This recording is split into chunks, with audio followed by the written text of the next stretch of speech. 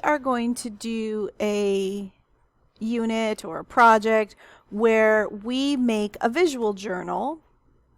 And the first part of making it, and this will be multi-day, lots of different days, is the first part of making it is setting it up. So I'm going to get all my supplies here out of the way. And I'm going to need these in a minute. And I'm going to start with my journal. And I'm going to go to the very back. So if you would do this with me, will you go to the very back of your journal? Very back. Okay, and the first thing that I'm going to have you do is I'm going to have you tear out a page in your journal. And I kind of numbered mine, so I'm going to tear in the middle, but just tear out a page. Ooh, got a page here. Tear out a page. The first thing we're going to do is we're going to make a pocket back here. Okay, and I'm just going to kind of estimate. I want the pocket to be about halfway. So I'm just going to place it here. Notice that I have room for stuff to go in here, but it's deep enough so that little things don't fall out. Maybe put it a little bit lower than halfway because we might have some short things, right? We might have some short things there. And then I'm just going to make a little mark. Oh, I need a pencil here.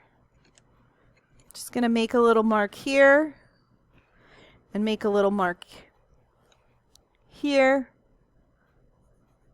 I'm just going to cut out this piece of paper to make a pocket. I'm not measuring. This is in a true style of an art journal in that it is not exact.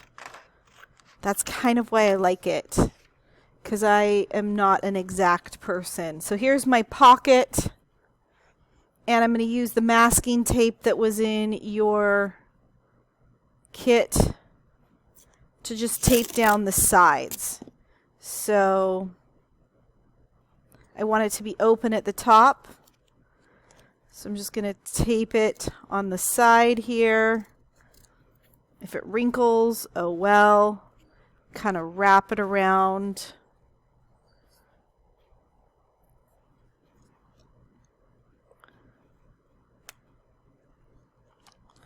Wrap it around there.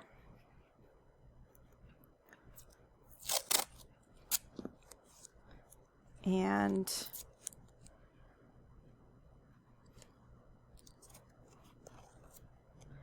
put that one, wrap it around the back.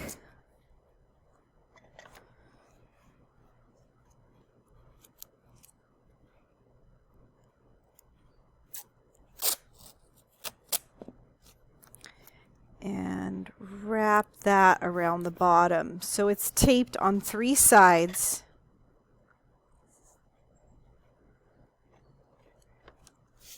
And you have a pocket that you can put in. And my tape is not holding very well. I'm going to kind of burnish it down there. If you wanted to, you could put glue there if it keeps coming up. Okay, you could put a little bit of glue on the edge, but if you just kind of rub and burnish it down, maybe with your fingernail, it's stuck down. Okay, so that is step 1. The next thing we're going to write is something. So grab a writing utensil in your kit. You do have some markers if you want to make it pretty. You can also just choose a regular pen. And I want you to write on this folder, journal fodder.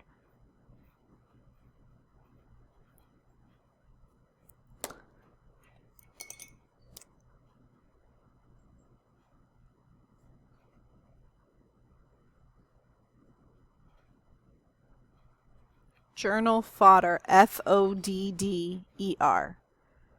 Journal fodder. We are going to talk about journal fodder later, but that is where we will put it when we know what it is. Right now, we don't know what it is. Okay? So that is our pocket. The next thing we need to do is we're going to go from this page right here, and we're going to see how it says 11. You're going to number backwards 11 to 0. So this one is 11, and then each page, each side, that's 10, that's 9, that's 8, that's 7, that's 6, 5, 4, 3, 2, 1, and 0. You also need the 0. So start at 11 and number all the way back until you get to 0. And then we'll keep going. Okay, so I'm going to flip to my 0 page. I want you to find page 0. And page 0 is where we are going to put this little tab that I gave you. Now yours might be in green or yours might be in blue, but what you're going to do is you're going to cut on this outside line here, and then you're going to glue it so this little tab hangs over the edge, kind of like in a binder. And you can choose to cut on the outside or the inside of this black line. So go ahead and do that right now. Cut as best as you can, somewhat carefully, this tab here, so that in the future when I say turn to your visual journal, you will just be able to find it right away. Okay, so I'm just cutting out here. I printed it on like a heavier cardstock.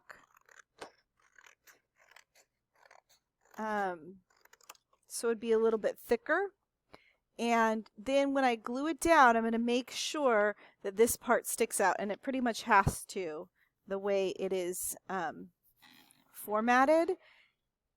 And so I'm going to use my glue stick. And remember, with glue stick, you don't want to skimp on the glue stick. So I'm going to turn it over, and I'm going to go around all the edges a couple of times.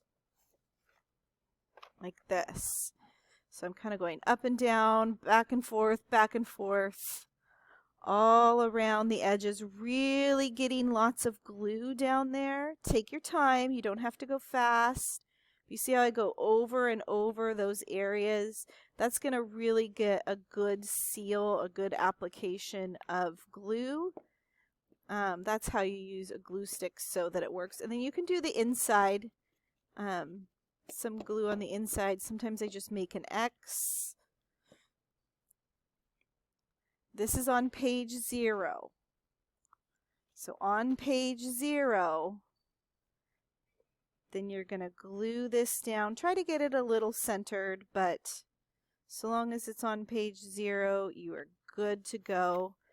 And you're just going to kind of massage it into place. Give it a good little burnish. I think I put glue on the back of this here. It'll just dry.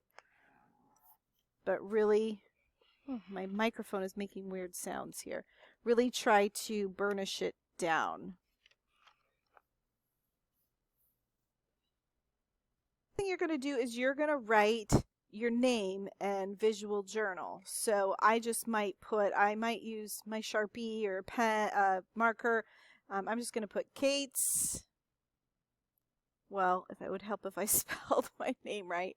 Kate's Visual Journal. That's your little label there. Okay, and we can talk about this page later. Okay, but the next step is going to be one that you might not finish right now. And that is, you are going to watercolor very lightly over all of these pages from 0 to 11. Okay, and this, where there's 2 pages, this is called a double page spread. So I just want you to watch me do it right here, and then you'll have some time in class, but also you might do some of this after class. So I'm just pouring some water in my watercolors. I'm not going to really use black, okay? And I'm rehydrating them. And you might just use some of the watercolor that's down on your palette. This is really good. See how dark that is? We want it really light. So as you're taking some out of the palette and putting it down on your plate here, you want it really light. So really light means lots of water. So you can see I took that little tiny bit of red, and it's because of all the water, it's making it bigger and bigger and bigger. Oops, and my green is getting in my yellow here. What a disaster. Hold on a minute. So once you get your watercolors hydrated and they are really nicely lightened, you're going to put, let's see, 1 or 2 colors per page, and you want it to be filling the page and you want it to be light. So I just am not having enough room here, but you want to use one of the bigger brushes that you have. Okay, so lots of brush, lots of water, and you're just gonna cover the page. See how light that is? If it's this dark, that's even too dark. It needs to be lighter. Okay, so real light, and you just want to go quickly. You don't want to think. I know it's weird that it, oh, sorry. And you might also want to use a second color, like this is purple and now I'm adding in some red. I don't know if it shows that on the camera very well, but it's just laying down color in a very quick way. If you're not doing it quickly, it's going to be super streaky like this kind of is. But it's okay. Streaks are okay too. There is no wrong way except for if it was really dark. For example, that is too dark. Although what I can do is if I have too dark, I can go back with more water and keep thinning it out. It's still pretty dark, but it's a lot less dark than it was. Okay, so it's real light. Okay, and you want to fill all of these pages from 0 to 10. You can do 11. We probably won't be doing much with 11. And you want to do 1 to 2 colors per page. And like, if this is happening here, let me see here, and I turn my page, I'm not quite done, and oops, it gets on the other page. Well, let's just smush it in, and it got some texture, and that's great. It does not matter. So I can just keep going. Maybe now I want to use some of this yellow that's on my palette. Shoot. I've got some yellow on my palette, and they're going to start to warp. The pages are going to start to get all wonky and crazy, and that's okay. It's just kind of breaking the white page. Okay, so you want to do it for all the pages 1 to 10. And don't get too dark. That's the main thing. Don't get too dark. And go fast. And don't think. So bossy, Miss O. Okay.